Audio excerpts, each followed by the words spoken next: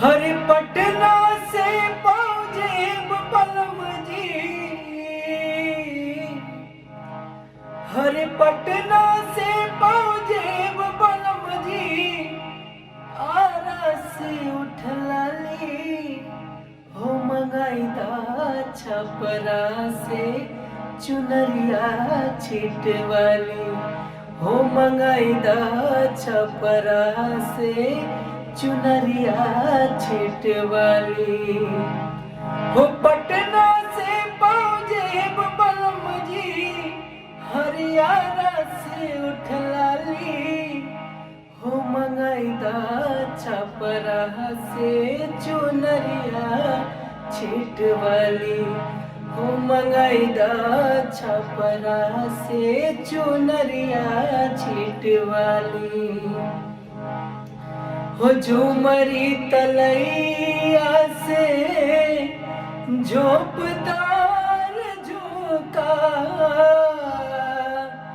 हर झूलनी बनेले रंग बाज जिला दुमका। झूमरी तलैया से झोपदार झुमका, हर झूलनी बनेले रंग बाज जिला दुमका।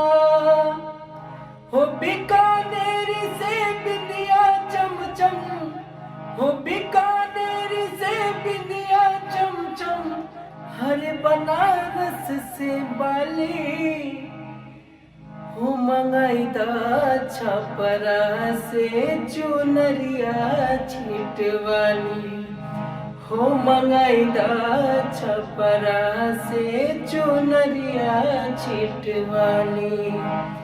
हरे पटना से पहुँचे बलम जी, हरियाणा से उठलाली हो मंगाईदा छपरा से चुनरिया छिटवाली, हो मंगाईदा छपरा से चुनरिया छिटवाली। अगर अच्छा लगा हो तो लाइक कमेंट और शेयर जरूर करें और मेरे चैनल को सब्सक्राइब जरूर करें। राधे शर्मा ऑफिशियल। जय भोजपुरी।